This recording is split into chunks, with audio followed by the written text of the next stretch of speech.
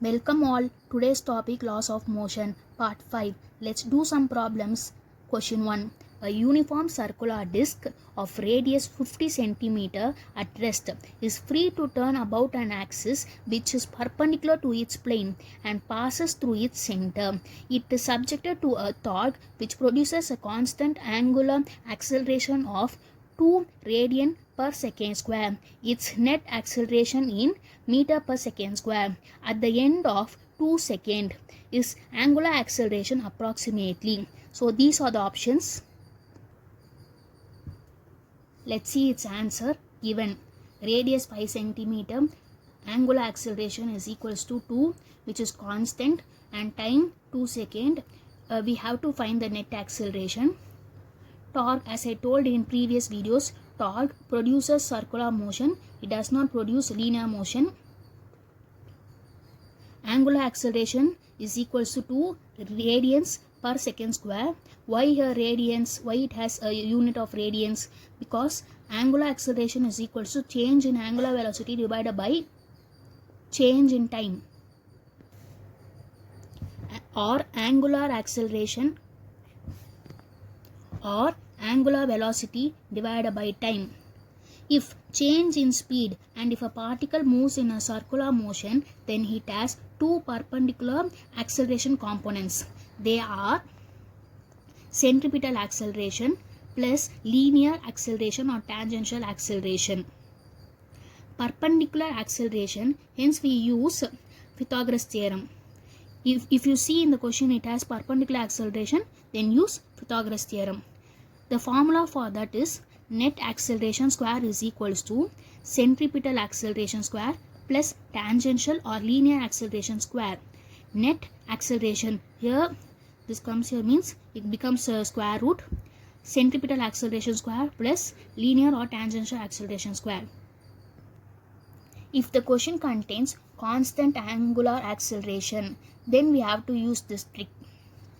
Centripetal acceleration, it has angular velocity. If this angular acceleration is constant, then in centripetal acceleration this angular velocity increases, then it's not constant. This centripetal acceleration is not constant. Like that, a linear acceleration or tangential acceleration, it is constant when angular acceleration is constant. Then net acceleration is not constant when angular acceleration is constant. Centripetal acceleration means it moves towards the center. Linear or tangential acceleration means direction of motion. Centripetal acceleration is equals to angular velocity square into radius. Linear or tangential acceleration is equals to angular acceleration into radius. Angular acceleration is equals to angular velocity divided by time. So you will keep here and bring this t here. Angular velocity is equals to angular acceleration into time. Initial angular velocity is equals to 0 because the object is in rest. So it is 0. Final angular velocity is equals to, this is the formula, initial angular velocity plus angular acceleration into time. Centripetal acceleration is equals to, this is the formula, angular velocity square into radius. Here we will bring this formula here. Angular velocity is equals to initial angular velocity plus angular acceleration into time. We will substitute all the values. It is 0, so we will put here 0 plus angular acceleration they have given in the question 2 plus time also 2 seconds is equals to 4. So centripetal acceleration is equals to 4. Linear acceleration or tangential acceleration is equals to angular acceleration into radius. Angular acceleration is 2 plus radius is equals to 5. So 2 plus 5 is 7. As the rule of Pythagoras theorem, the formula we have written here, substitute the values. Centripetal acceleration is 4, so square, plus linear or tangential acceleration value is 7 square. 4 square is 16, 7 square is 49. Net acceleration is equals to square root of 65. So doing 8 into 8 we get 64. So nearest value will take. So the net acceleration is equals to 8. So answer is option D, 8.0. Question 2. A man weighs 80 kg. He stands on a weighting scale in a lift which is moving upwards with a uniform acceleration of pi meter per second square. What would be the reading on the scale? Take G is equals to 10 meter per second square. These are the options. Let's see the answer. Given man of mass 80 kg, acceleration of lift is equals to 5 meter per second square. So this is a diagram. A man inside the lift. So the acceleration is upward, and this is R. The reading of weighting scale will be equal to R. And this is M. A downward force is mg. Weight is equals to mg. Why here negative sign is given? Because mg is less than the upward force R. Because acceleration is upward. R is equals to, bring this mg this side. So ma plus mg. R is equals to m, take m common, a plus g. 80 mass, the man's mass is 80, acceleration is 5 plus 9.8 this gravity, but we will take it as 10. 5 plus 10 is 15.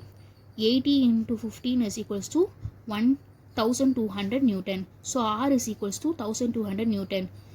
Answer is option B, 1200 Newton. Question 3. A block of mass 10 kg is placed on a rough horizontal surface having coefficient of friction mu is equals to 0.5. If a horizontal force of 100 Newton is applied on it, then the acceleration of block will be. Take G is equals to 10 meter per second square. These are the options. Given the block mass is 10 kg, coefficient of static friction is equals to 0.5. and horizontal force is applied on the block is 100 Newton. Now we have to find the acceleration of the block. Let's take G is equals to 10 meter per second square. What do you mean by static friction? Static friction is the force or friction between the block and the rough horizontal surface, which this force prevents the block from moving or motion. And the block should be at rest. So then the static friction is valid. This is rough horizontal surface and this is the block of mass 10 kg.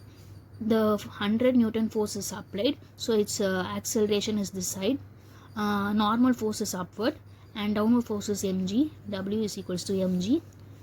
As according to Newton's law, F is equals to m into a, mass into acceleration. This is force minus static friction is equals to ma. Why the static friction is negative sign means static friction is less than this 100 Newton. The block is moved, hence it is negative. Static friction is equals to formula.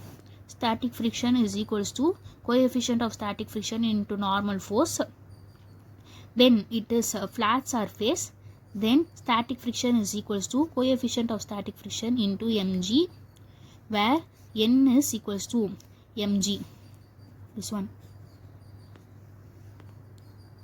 F minus static friction. F minus static friction is equals to mass into acceleration. We will keep this a here, move this mass here. Acceleration is equals to F minus mu into mg divided by m. Now we will apply all these values here. A is equals to 100 minus 0.5 into 10 into 10 divided by 10.